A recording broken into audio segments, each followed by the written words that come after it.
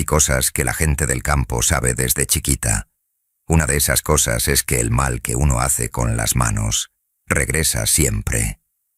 No de golpe, no haciendo ruido. Regresa despacito, como el agua que se filtra por las piedras, poco a poco, sin prisa, pero sin perdón. Esta historia me la contó hace años una mujer llamada Bertilia, una señora ya entrada en sus años, con el pelo blanco recogido en un moño apretado y manos que contaban su vida sin necesidad de palabras.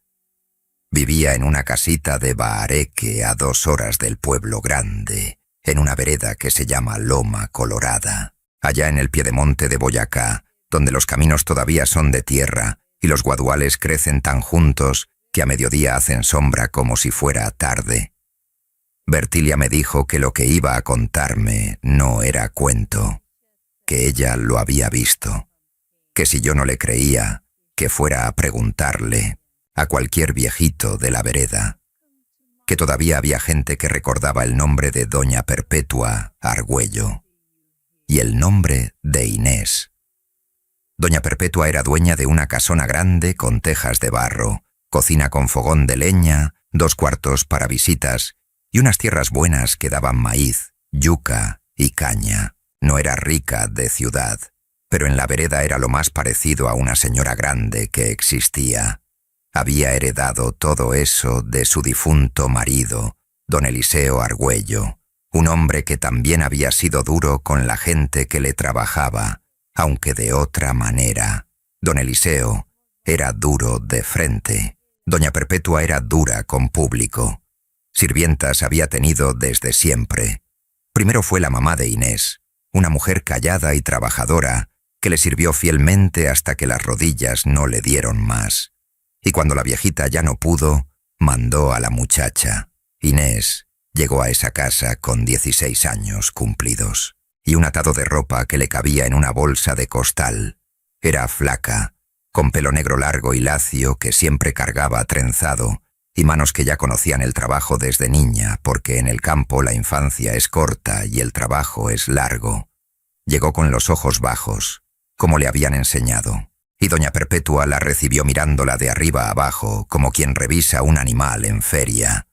Al principio las cosas no parecían tan malas.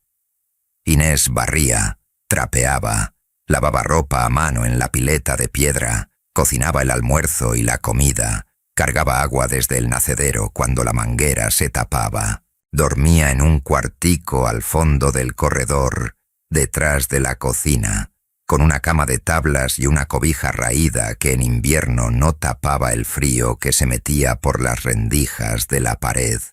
La pagaban con lo que doña Perpetua quería pagar. Un mes eran unas monedas, otro mes era una blusa vieja que la patrona ya no quería. Y Inés recibía sin chistar, porque su mamá le había dicho que esa señora era la que les había prestado la plata para enterrar al papá, y que mientras esa deuda no estuviera pagada, había que aguantarse. Pero fue pasando el tiempo, y lo que al principio era dureza se fue volviendo crueldad. Doña Perpetua recibía visitas seguido. Gente del pueblo, vecinas, las señoras del grupo de oración de los jueves. Y cuando había visitas, algo en esa mujer cambiaba, como si el público la hiciera más grande, como si necesitara que la vieran por encima de alguien para sentirse señora de verdad.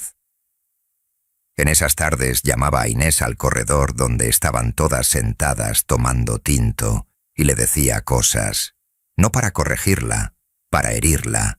Inés, mírele las manos a esta pelada, manos de bruta, así no se coge una escoba, así se coge una pala en el monte. Y las visitas se reían, o se hacían las que no oían, que era casi lo mismo. Esta es la que me cuida la casa, decía doña Perpetua con ese tono de quien presenta un mueble chistoso. Hay que estarle encima porque si uno no la manda no hace nada sola. Estos muchachos de vereda son así, hay que criarlos. Inés aprendió a no levantar la vista cuando la patrona hablaba frente a la gente. Aprendió a ponerse colorada por dentro solamente, a guardarse el llanto para el cuartico de atrás con la cobija tapándole la cara para que no se oyera. Lo de la comida fue lo que más le dolió siempre. No era que no le dieran de comer, era cómo, mientras doña Perpetua almorzaba en el comedor grande, con mantel de hule y sillas con espaldar, a Inés le ponían el plato en la cocina, encima del cajón donde guardaban los trapos de limpiar, sin silla, de pie o en cuclillas.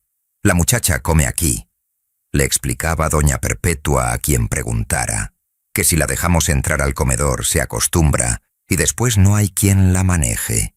Y nadie decía nada, porque así había sido siempre, porque así lo habían visto hacer desde chiquitos en casa de sus propias madres. Inés aguantó 1 año, aguantó 2. Lo hacía por la deuda del entierro de su papá, que doña Perpetua le recordaba cada vez que la muchacha mostraba una pizca de carácter. Tú no te puedes ir todavía. Todavía me debes. Y ese todavía era una cadena que tenía Inés amarrada a esa cocina, a esa pileta de piedra, a ese cuartico frío. Pero hay algo que la gente del campo sabe bien, y es que las deudas que se cobran con humillación nunca se acaban de pagar. Siempre hay una más. Doña Perpetua no quería que Inés pagara ninguna deuda.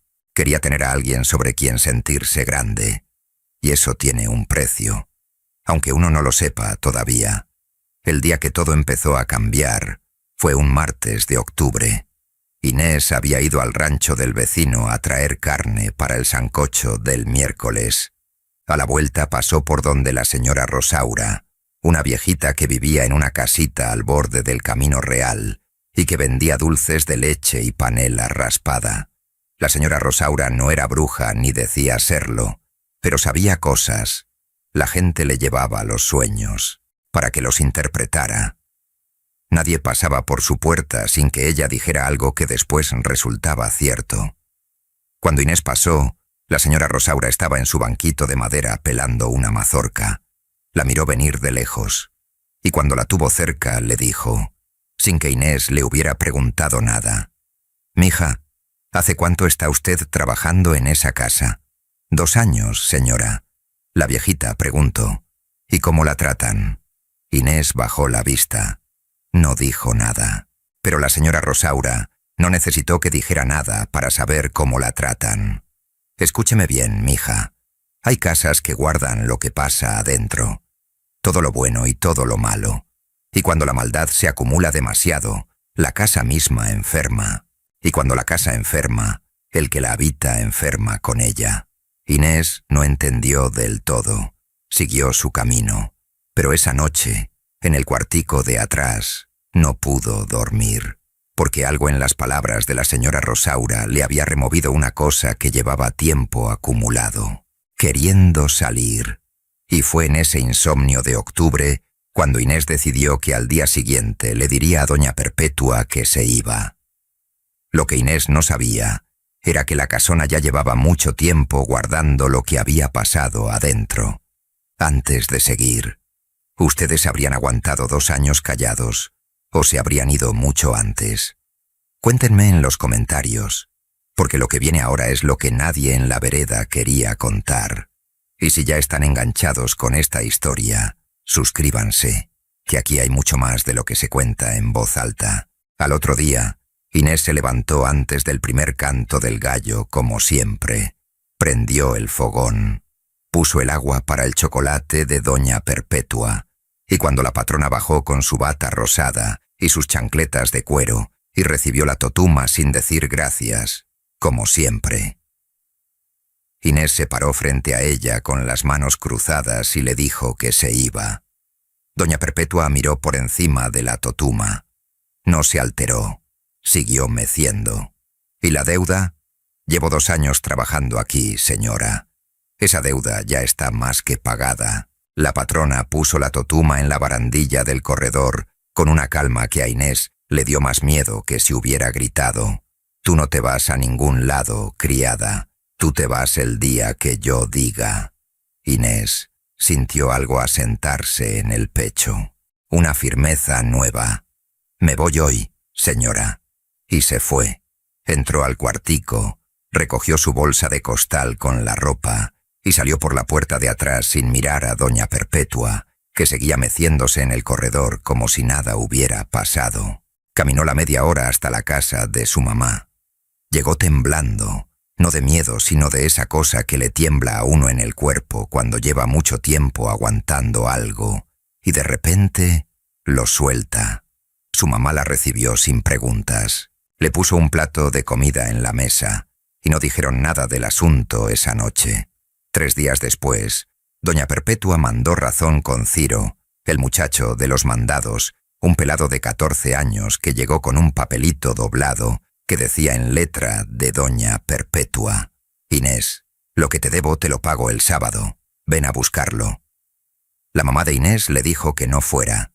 Algo en ella, esa cosa que las madres del campo tienen en la barriga, le dijo que no mandara a su hija de vuelta a esa casona. Pero la plata era necesaria. 2 años de trabajo. Inés fue el sábado. Llegó a media mañana, cuando el sol ya calentaba bien. La casona se veía igual por afuera, pero ya desde el portón Inés notó algo extraño en ese momento. Doña Perpetua la recibió en el corredor. Tenía puesto el vestido negro que usaba solo para misa los domingos. Estaba sentada derecha, con las manos en el regazo, y cuando Inés se acercó la miró de una manera que la muchacha no le había visto antes. No era el desprecio de siempre, era otra cosa, algo parecido al miedo, mezclado con una cosa que Inés no supo nombrar en ese momento. «Siéntate», le dijo doña Perpetua. «No, señora, vine a recoger lo que me debe y me voy». La patrona sacó un sobre del bolsillo del vestido y lo puso en la mesita de al lado. «Ahí está. Pero antes de que te vayas, necesito decirte algo». Inés tomó el sobre. «¿Qué cosa?» «Que yo sé que te traté mal». Lo dijo rápido, como quien traga algo amargo. «Que me arrepiento». Inés no dijo nada, porque 2 años de humillaciones no se deshacen con 4 palabras un sábado en la mañana. Y porque había algo en el tono de doña Perpetua, que pronunciaba las palabras que no sonaba arrepentimiento de verdad. «¿Usted está bien, señora?» «No», dijo doña Perpetua. «Hace 3 noches que no duermo. Desde que te fuiste empecé a sentirme rara, como si algo anduviera mal por dentro, como enferma, pero no sé qué». Inés apretó el sobre y se fue. No quiso saber más, pero camino a casa pasó otra vez por donde la señora Rosaura, y la viejita estaba en su banquito como si la hubiera esperado. ¿Fue a cobrar? Fui. ¿Y cómo la vio? Asustada. Dice que no duerme, que se siente rara por dentro. La señora Rosaura no dijo nada de inmediato. Guardó silencio un momento largo, mirando hacia los guaduales, y luego dijo una cosa que Inés no olvidó en la vida. Cuando uno maltrata mucho a quien trabaja bajo su techo, la misma casa lo cobra. No con susto, con el cuerpo. Inés no entendió del todo. Esa misma semana, en la vereda empezaron los comentarios. Que a doña Perpetua se le veía mala cara, que había adelgazado de golpe, que el color que tenía no era de persona sana, que la habían visto en el corredor a la medianoche, sentada sola mirando hacia la oscuridad del jardín sin hacer nada. La gente de la vereda lo comentaba con ese tono que tiene la gente del campo cuando habla de cosas que entiende pero prefiere no decir directo. Y fue entonces que Bertilia, la misma que me lo contó a mí años después, le contó a Inés la historia que ella nunca había sabido del todo. La historia de la casona. La casona de doña Perpetua no era solamente lo que se veía. Esas paredes habían guardado mucho. El difunto don Eliseo también había sido hombre duro. Hombre que pagaba mal, que hablaba peor, que tenía mala gente trabajando de sol a sol sin reconocerle nada. Y antes de don Eliseo, según decían los viejos más viejos de la vereda, esas tierras habían pertenecido a otro señor igual, cuyo nombre ya nadie recordaba bien, pero cuyas maneras sí se recordaban. Generaciones de gente trabajando en ese mismo lugar. Generaciones de gente callándose lo que no podían decir. sudando en silencio, aguantando en silencio cada llanto, cada humillación, cada vez que alguien comió en el suelo cuando debía haber comido en la mesa. Eso no se va con barrer ni con rezar, eso se queda, y cuando la que vive ahí hace lo mismo que los anteriores, todo eso que estaba guardado en esa casa se le mete al cuerpo, como una fiebre que no tiene explicación médica. ¿Y eso le está pasando a doña Perpetua?, preguntó Inés a Bertilia mirándola. Eso es lo que parece, mija. En las semanas siguientes, lo que le ocurrió a doña Perpetua se desarrolló como suelen hacerlo las afecciones internas, de manera lenta y silenciosa, con ese carácter traicionero propio de las enfermedades graves, que al inicio se disfrazan de simple cansancio. Todo comenzó con el insomnio. Pasaba noches enteras sin lograr conciliar el sueño, dando vueltas en la cama, levantándose a sentarse en el corredor a cualquier hora porque adentro de la cama algo la sofocaba. Ciro, el muchacho de los mandados, llegaba a la casona por las mañanas y la encontraba ya levantada desde antes de que cante el gallo, con una ojera que le llegaba hasta la mitad de la cara y los ojos de un color que no era el color normal de los ojos cansados. Después vino lo del apetito. Doña Perpetua, que siempre había sido mujer de buen comer, de esas que se sirven 2 platos y todavía aceptan el postre, empezó a dejar la comida. Ponía la cuchara en el plato, miraba la sopa y no podía. Decía que no tenía hambre, pero que tampoco era que le doliera el estómago, que simplemente no podía comer. El color de su piel fue lo que más asustó a la gente que la conocía. En 2 semanas, doña Perpetua pasó de ser una mujer de campo robusta, de esas que se ven saludables aunque no sean jóvenes, a tener ese tinte amarilloso que tiene la cera de vela usada, un amarillo que no era del sol. La hija que vivía en el pueblo grande, una mujer llamada Filomena que tenía sus propios hijos y su propia vida, pero que visitaba a su mamá cada 2 semanas, llegó un domingo y casi no la reconoció. Llamó al médico del municipio, un doctor joven que hacía las visitas domiciliarias en un jeep desvencijado y que llegó a la casona con su maletín negro y su actitud de persona acostumbrada a ver cosas difíciles. La examinó, tomó nota, se fue con cara seria sin decir mucho delante de doña Perpetua.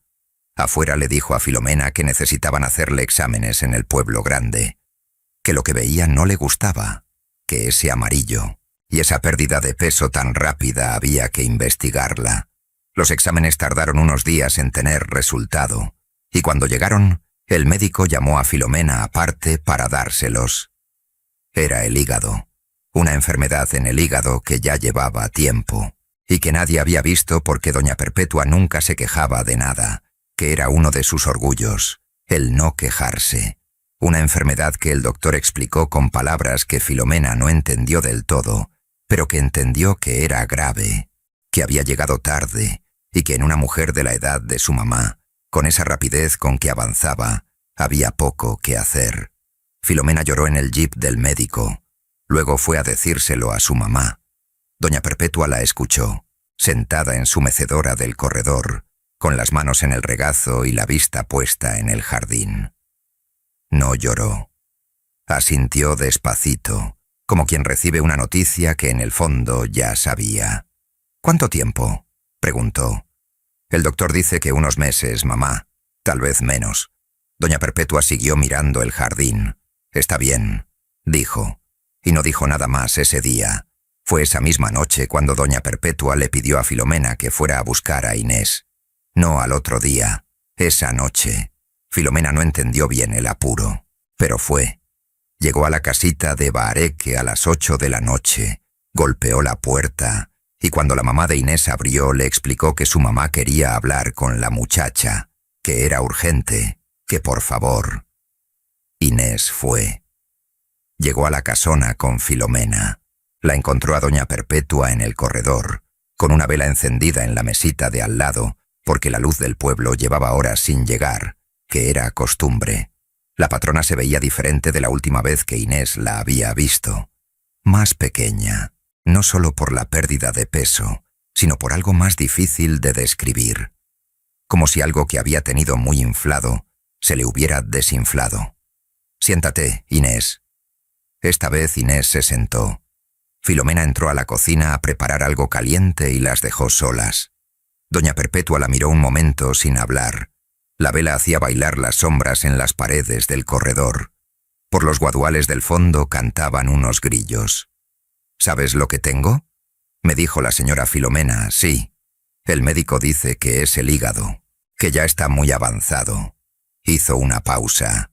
«Yo creo que sé de dónde viene». Inés no dijo nada. «Mija, yo llevo toda mi vida en esta casona, toda la vida viendo a mi marido tratar mal a la gente.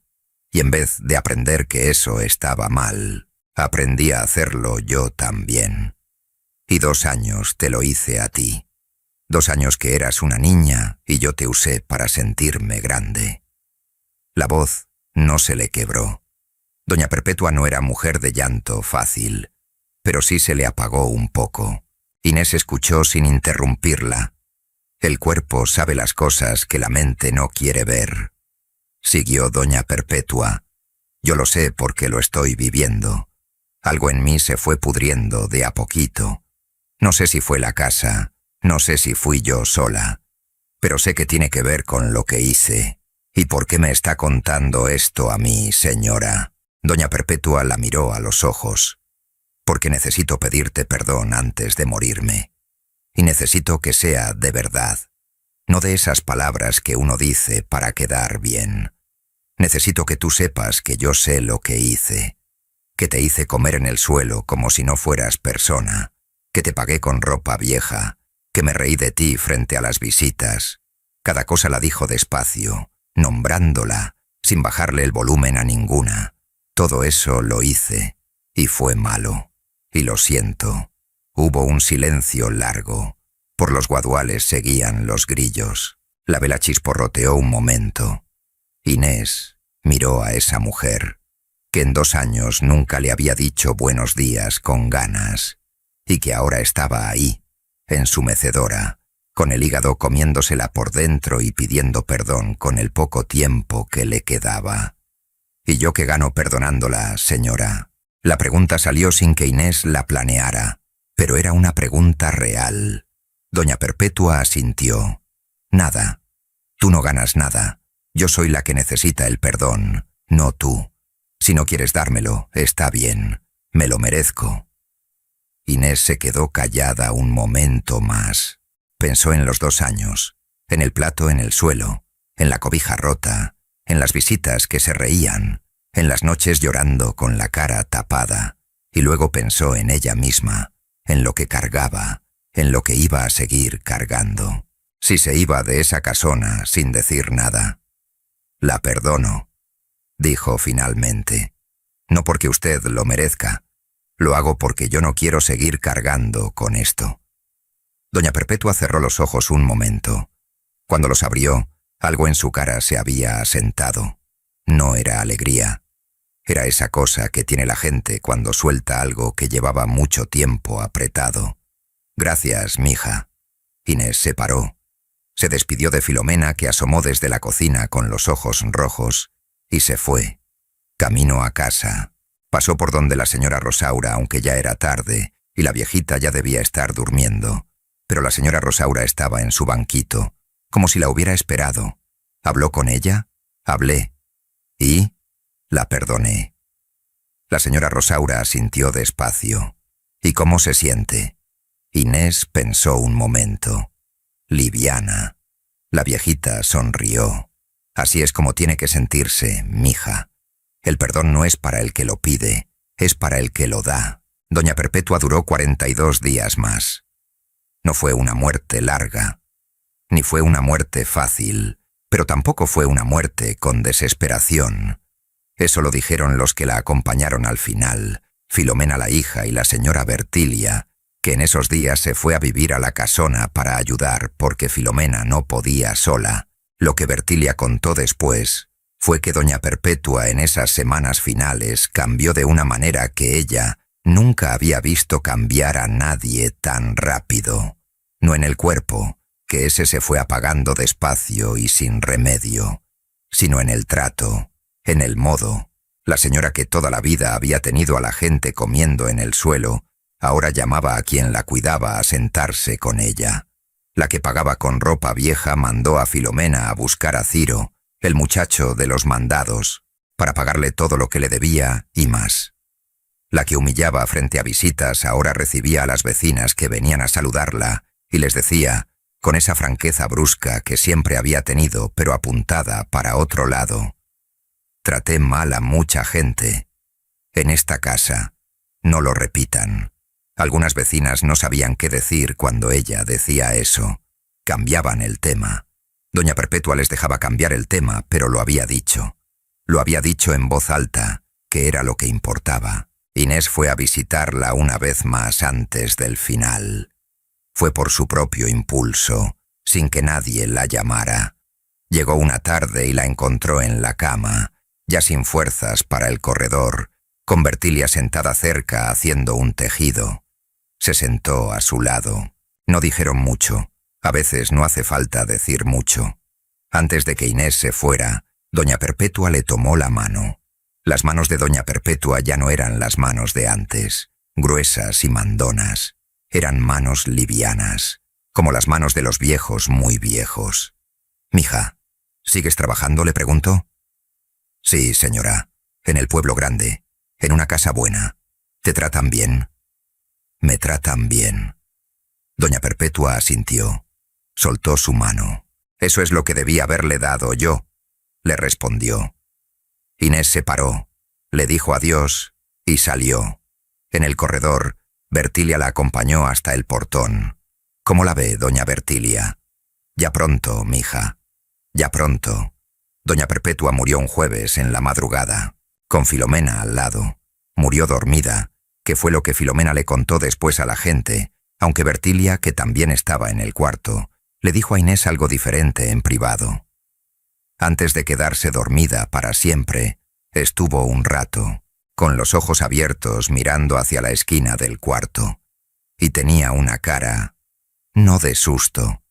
Era más como cuando uno reconoce algo que llevaba tiempo esperando, y luego cerró los ojos, y ya. El velorio fue en la casona, como se hacía antes en la vereda. Vinieron vecinos, vinieron las señoras del grupo de oración, vino gente del pueblo.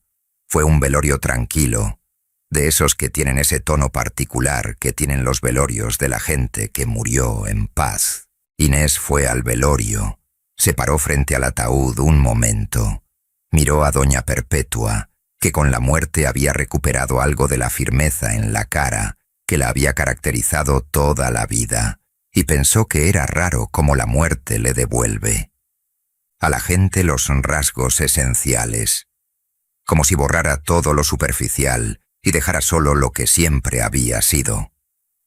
Rezó un Padre Nuestro, no por costumbre, de verdad, y se fue. Filomena vendió la casona 2 años después. Se la compró una familia de la ciudad que quería irse a vivir al campo, gente joven con hijos chiquitos, gente que no sabía nada de lo que esas paredes habían guardado durante generaciones. Bertilia me dijo que ella pasó a visitar a los nuevos dueños una vez, por curiosidad y por cortesía de vecina, y que la casa se sentía diferente. No sabía explicar bien cómo, simplemente diferente, más liviana, dijo, como si algo que había tenido mucho peso adentro se hubiera ido. ¿Y usted cree que fue la enfermedad de doña Perpetua la que cambió la casa?, le pregunté a Bertilia, o la casa la que enfermó a doña Perpetua. Bertilia se tomó el tinto que le quedaba en el pocillo. Me miró con esos ojos quietos, de mujer que ha visto mucho y que sabe que hay preguntas que no tienen una sola respuesta. «Mija», me dijo, «yo creo que el cuerpo es la casa de adentro. Y cuando uno maltrata la casa de afuera, tarde o temprano la de adentro lo siente. A doña Perpetua se le pudrió el hígado. Eso es lo que dijo el médico. Pero lo que yo vi, en 40 años de conocerla, fue que esa mujer se fue pudriendo por dentro mucho antes de que el médico encontrara nada. Cada vez que humillaba a alguien, algo en ella se iba dañando. El cuerpo lo aguanta un tiempo, pero no todo el tiempo. Guardó silencio un momento, y lo que más me quedó de esa historia no fue la enfermedad. Fue lo que hizo Inés, esa niña de 20 y tantos años que pudo irse de ese velorio, con el corazón lleno de rabia, porque tenía todo el derecho del mundo para hacerlo. Se fue habiendo perdonado. No porque le tocara, porque decidió que no quería cargarlo más. Eso, dijo Bertilia, eso sí es fuerza. Lo otro, aguantarse callado 2 años, eso es necesidad. Pero perdonar de libre, sin que nadie te lo pida 2 veces, eso es otra cosa. Salí de la casa de Bertilia con la tarde ya cayendo, sobre los guaduales. El camino de tierra olía a tierra mojada de la lluvia de media tarde, y los pájaros hacían su escándalo de siempre antes del anochecer. Pensé en Inés, en doña Perpetua, en la señora Rosaura en su banquito, en la señora Bertilia con su pocillo de tinto. Pensé en todas las Inés que hay ahora mismo, en este momento, comiendo en cocinas mientras sus patronas almuerzan en comedor, aguantando, callando, guardando. Y pensé que la historia de doña Perpetua no es una historia de castigo sobrenatural. No hay ningún ser oscuro, ningún pacto, ninguna maldición heredada. Es la historia más sencilla y más dura que existe. La del cuerpo que guarda lo que la conciencia niega. La del organismo que cobra, sin prisa pero sin pausa, lo que la persona se niega a reconocer. Los médicos le llaman de una manera, la gente del campo le llama de otra. Pero lo que pasa es lo mismo, tratar mal. A quien trabaja bajo tu techo no es falta de educación solamente. Es una deuda que el cuerpo anota aunque la mente la ignore. La dignidad de las personas que trabajan en el servicio doméstico no es un privilegio que el patrón concede. Es un derecho que existe con o sin que el patrón lo reconozca. En Colombia, en México, en toda América Latina, millones de mujeres como Inés siguen aguantando hoy lo que ella aguantó, sin que ninguna enfermedad llegue a cobrarle a nadie, solo con su propia dignidad callada y esperando. Si esta historia les llegó adentro, si en ella reconocieron algo que conocen de cerca, cuéntenme en los comentarios. ¿Han conocido una doña Perpetua? ¿Han sido Inés alguna vez? Esa es la conversación que esta historia merece. Y si quieren seguir escuchando lo que la gente del campo guarda en silencio, ya saben dónde encontrarnos. Estas historias no se acaban. El campo tiene memoria larga. Hasta la próxima. Y recuerden, la dignidad siempre, siempre lleva la cuenta.